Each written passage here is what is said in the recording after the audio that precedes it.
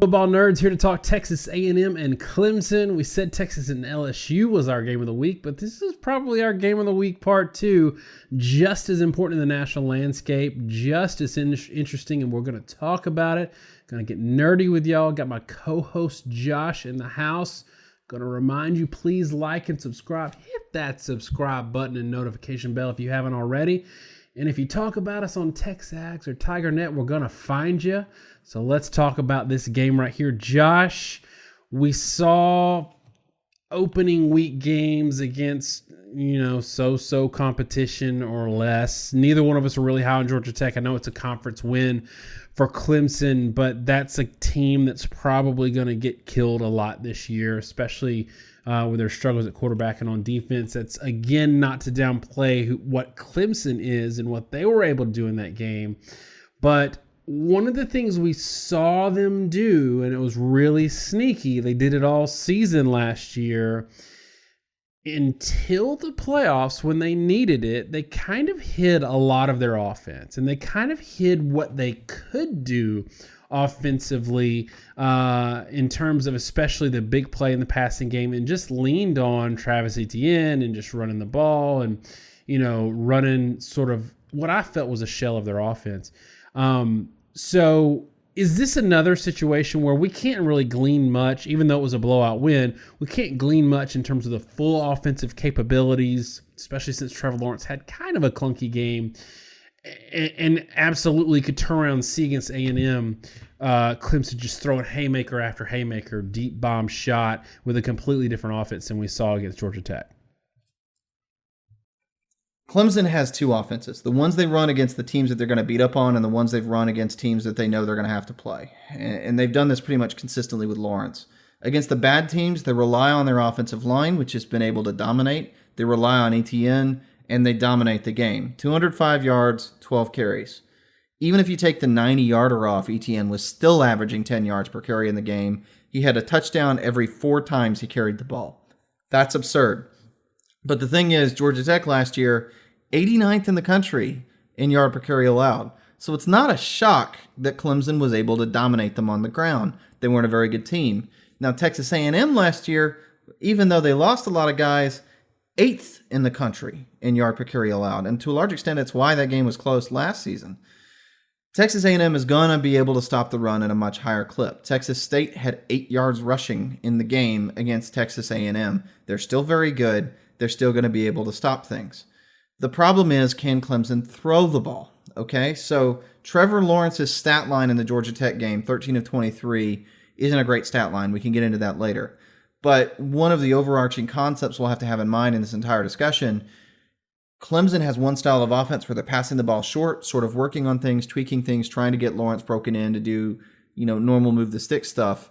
But when they wanted to throw deep, they could throw deep. And Lawrence could put the ball in the money, and you watch Higgins just manhandle a guy, taking the ball away from him and then walking into the end zone.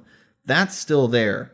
So one of the most difficult things for this game is understanding what Clemson is statistically in the games they've played that don't matter, and what Clemson will be in the game that does matter this week against Texas A&M. I think there's going to be some people that complain in the comments right about now about the competition phase, and you're like, oh, you're just throwing out rushing stats for Texas A&M versus Texas State and what Clemson did against a Georgia Tech team that's not very good this year, and none of that matters. But we've talked before in the past about how you can determine, you can look at some things, especially when teams are working on weak spots. You can determine some things against weak competition. If a guy throws a dime into double coverage, just because the guy's double covered in play for Texas State doesn't mean it wasn't a great throw. In saying that, what did you think about the quarterback play at Texas A&M compared to what we saw last year? And are you concerned that we might have to see a little bit of an elevated passing game, given that there might be some drop-off in the run game? I think Texas A&M in the passing game was significantly improved. Now, this was sort of my takeaway from Texas State, partly looking at the numbers, but a lot of it has to be eyeballed because of how bad Texas State is. I didn't think they ran the ball particularly well. I mean, they had 36 carries for 246 yards. It's somewhere around 7 to 8 yards per carry, about 7 yards per carry, right? 6, 7 yards per carry. And that's great and wonderful, but I think if they'd had Trevion Williams, they probably would be more like the 10-yard per carry mark, given the way that game was going. However, Kellen Mond had himself a bit of a game in that game. I mean, he only had, 6.4 yards per attempt, but he was accurate. Again, a lot of the bad yardage came from Calzada. 194 yards, 3 touchdowns, 1 interception. He threw some dimes in that game. He was moving the pocket well. And what we saw from Mond a lot last year was even if he statistically wasn't great, he was a baller. And I say that to the sense that he made clutch plays at clutch moments that enabled them to score points when they needed to against top-end teams. And there's a lot of advanced statistical stuff, of course, which we can't draw on because we're in week 2, that talk about the relationship between consistent, efficient play and explosive play. And a lot of times I think sometimes it's too much is made over the efficient play of a football team and how much a quarterback is efficient or their quarterback efficiency. Just as important is the ability for the quarterback to place a ball downfield and score a touchdown on a 40 or 50-yard play. Because if you're relying on 5 yards per completion or 6 yards per completion, all it takes is 2 strung together incompletions for you not to be able to go first down, or 1 negative rush play or a sack, and all of a sudden you're not going to get a first down. Whereas if you can get a 30 or 40-yard play when you need it, that can get you scores even if the offense isn't working at a high level. So I think obviously Texas A&M is going to have to step up their game offensively, but they got the receiving core to do it. I mean, Davis and Osmond are at this point are proven capable receivers. And I think they've got a quarterback in Mond, and we saw this against Clemson last year. We saw it against LSU, that can, in the big stage, step up and really show what his arm talent is and make points appear, even if other stuff's not working great. And I think those opportunities are going to be there, too, because Clemson defensively is replacing a lot of talent. They might be replacing a lot of talent, but we also know on the other side of the ball for Texas A&M, they're replacing some talent, and yes, I also think they have some talent coming in their front seven that's going to be able to keep that run defense pretty stout. But what we saw all year last year was an absolutely atrocious pass defense, including against Clemson, where there were some 50-50 balls that they didn't, that could have changed the momentum of that game. Against Alabama, they were just absolutely shredded. We saw that a lot last year for Texas A&M. So is that the biggest concern you have coming into this game, talking about taking efficiency off the table, talking about just the possibility that this A&M team, this secondary, might give up 3-4 touchdowns on just bombs alone? I think it's definitely the concern. Now, one big thing I'll say for Texas A&M in this game is they're a completely different looking team defensively than what they were last season. We talked about a lot, like Renfro at cornerback was a major liability. But those guys that were starting last year that weren't very good have basically all been supplanted by younger players or transfers. And they're not gone from the program. They just got replaced. We talk about this a lot, that the best thing that can happen for a football team is for guys that are still on the roster to be replaced by other guys. Because what that always indicates from an outsider's perspective is whatever you had last year, you got something you think is better this year. And if you're replacing talent, senior guys, that means you really think these guys are a lot better probably than the guys that they're replacing. But even with that said, I mean, what we saw from Lawrence at the end of last season, and there were, again, I mean, he had these plays in the Georgia Tech game, is the ability to put the ball anywhere deep on the field that he wants to. He's got the height, he's got the arm strength, and he has the accuracy to deliver the ball downfield. And I think, we can go back and forth on what's the more important component here, but at the very least, it's a symbiosis with the fact that their receiving core is incredible. And Ross and Higgins' ability to make plays on deep balls means that basically any throw anywhere on the field can be completed at a significant clip. Remember, A&M didn't see Ross again in the Clemson game. I mean, he may have played a little bit, but he was not a significant part of the offense till the second half of the year. I think really almost a unique thing in college football, thinking back, that most teams, they operate at a certain level when they're 0 to 10 or 0 to 15 yards. And then once you get past that, the percentages start to drop off precipitously because the quarterback has a very hard time delivering the ball with accuracy and timing anywhere downfield. But Lawrence does have almost an uncanny ability to deliver the ball with accuracy 50, 60 yards downfield. And what that means is plays that are normal sort of 50-50 plays on like a hitch or a screen, they're completing plays for 70 yards with that kind of consistency. And that can be extremely difficult for a defense to deal with. Yeah, and I think we saw this. We saw it against Alabama. And we saw it against, everybody remembers the Alabama game, and there was a lot of that. But what I thought was also interesting was against Notre Dame, and we've touched on this a couple of times, where that was kind of a back and forth slugfest in the first quarter. Love got hurt, and LSU Clemson was like, okay, time to grab us a couple touchdowns and create some separation, and that's what they did. I think week one, I thought Trevor Lawrence looked okay. Not the Lawrence we saw down the stretch last year, and I don't think it had anything to do with sophomore slump. I don't think it had anything to do with the team they were playing or the players they gained or lost for Clemson. I think they're just sandbagging a little bit, and tell me I'm wrong. I think it's kind of hard to say where either one of these teams are after 1 week, and especially given that the opponents were so bad. And obviously Texas State, offensively, they were in the hundreds in most statistical categories, so they were never going to be a threat to A&M. Georgia Tech is transitioning away from the triple option.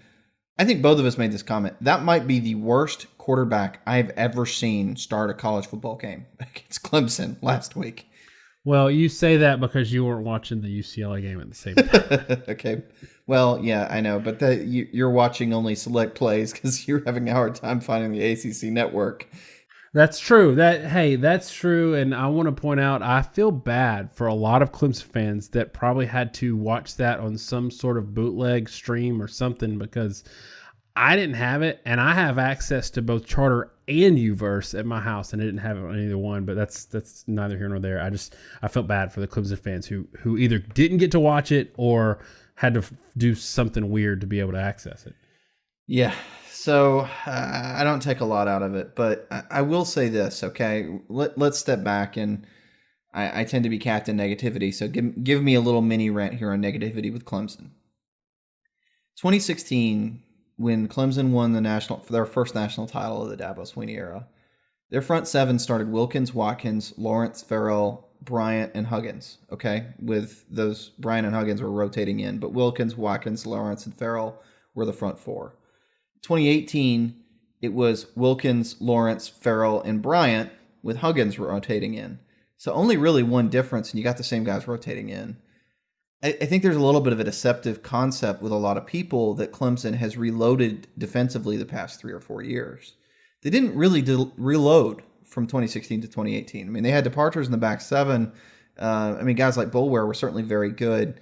And had guys like Isaiah Simmons, who's a phenomenal player that stepped in. But the front seven that's won them a lot of games has been the same the last 3 years. And even last year, 8 of 11 starters were returning on defense, including 8 of the top 9 tacklers in the defensive line.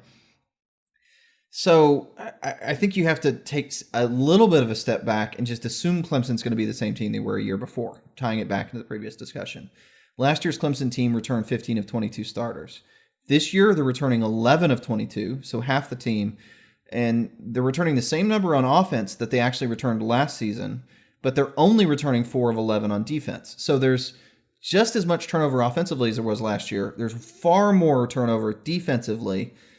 I don't necessarily take it for granted that the team is going to be the same or improved in every area.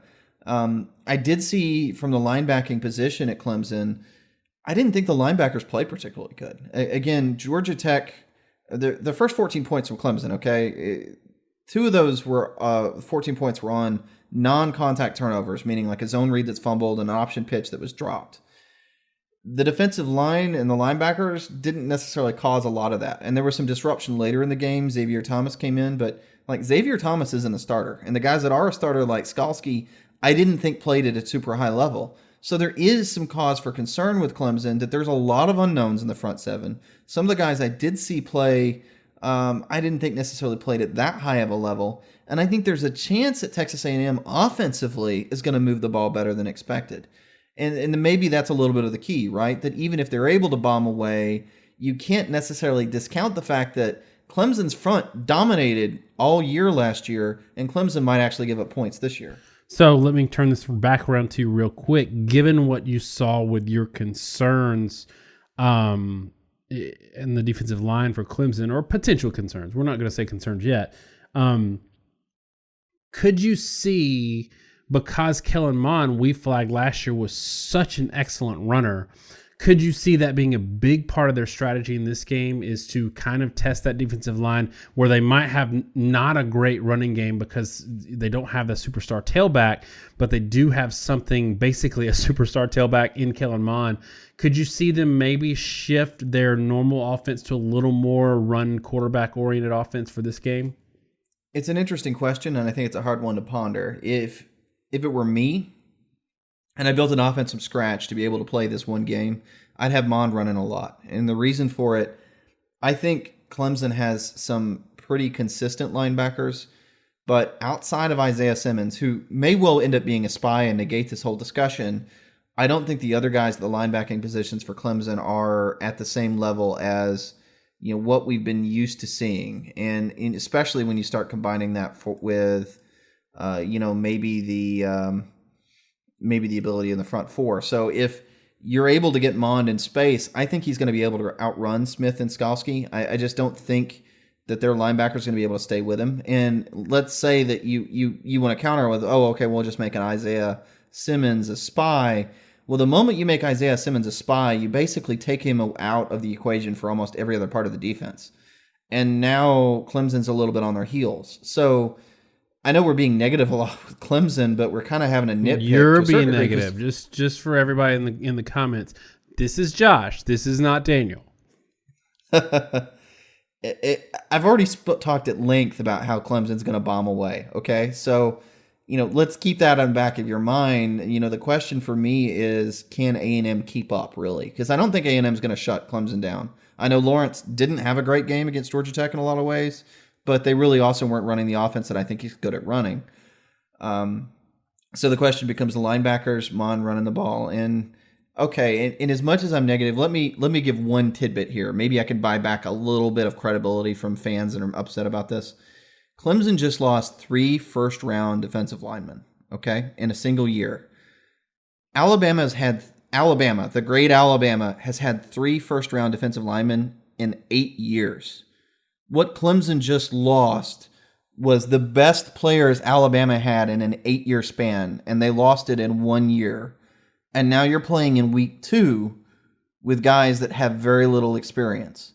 So it's reasonable to think that there are going to be some hiccups, and it's reasonable to think there may be something that Jimbo Fisher can find to exploit offensively, and he's probably going to have to find it because Clemson's going to be able to put up points throwing the ball downfield.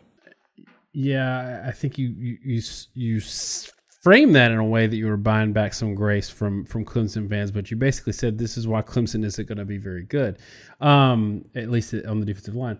Let's get into scores here. I think it'd be worth sort of this discussion maybe earlier than normal, but I'm going to go ahead and give mine. I obviously think Clemson wins this game. I do think Texas A&M is improved over last year, but I don't necessarily mean that means they win or keep it close just like they did last year against Clemson.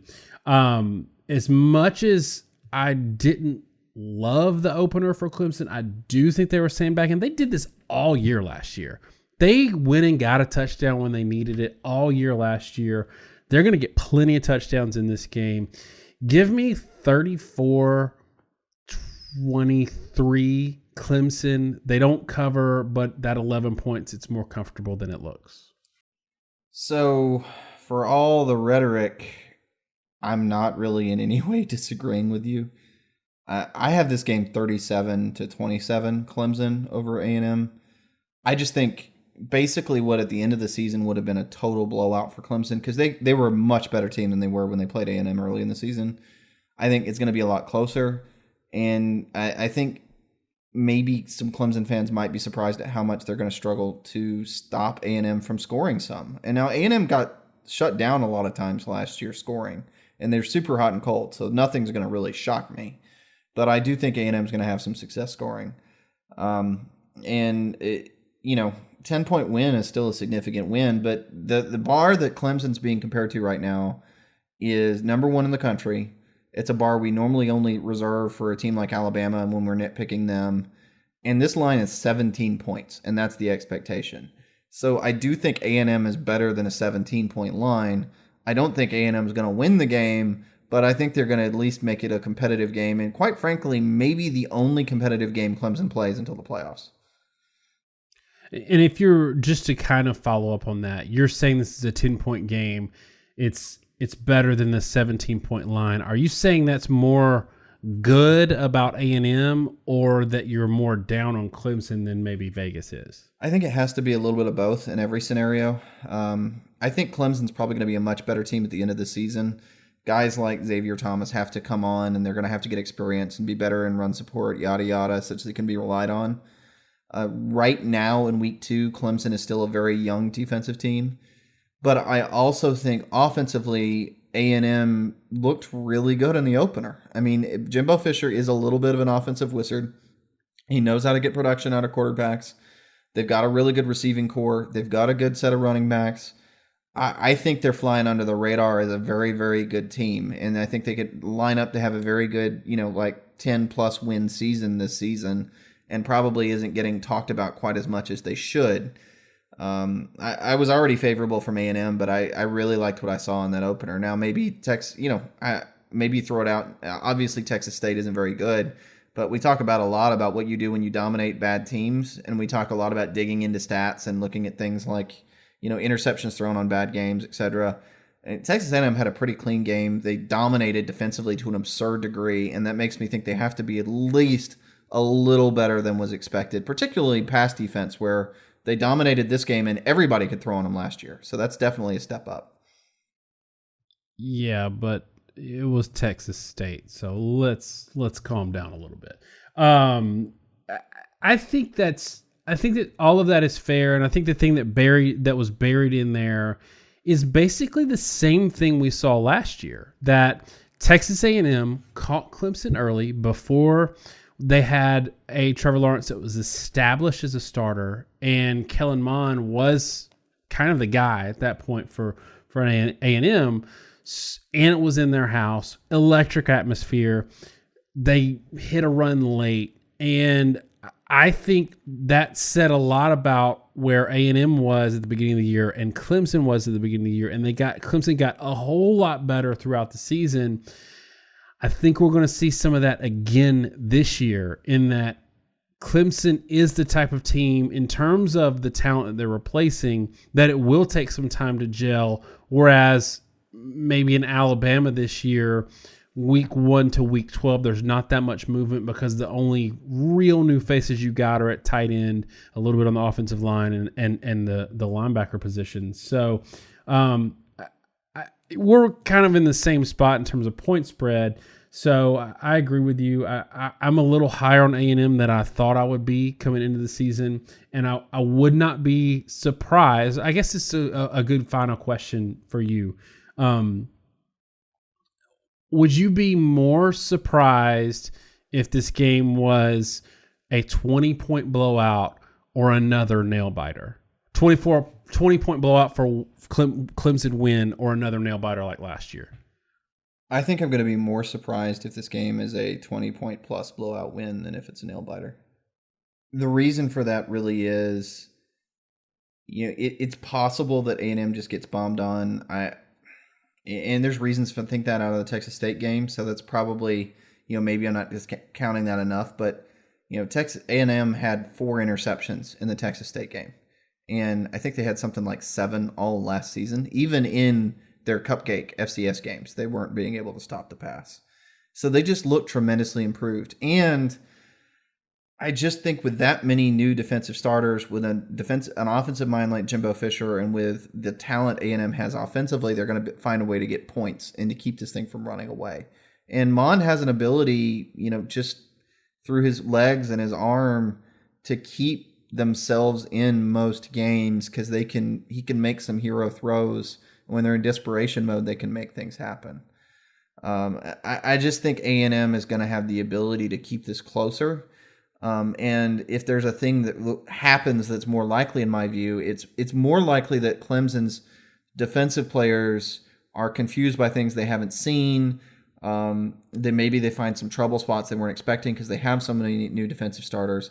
I think that's more likely than an A&M team that's probably improved from last season doing much worse against Clemson than they did a year ago. All right, y'all, remember to check out mybookie.com. Up to $1,000 first deposit bonus on this game. They've currently got it 17-point favorite for Clemson. Both of us think that it's going to be less than that in this point spread. So if you do put some money on it, don't come and scream at us if you get it wrong. Again, y'all, thanks so much for hanging out this long. Have a great week, and God bless.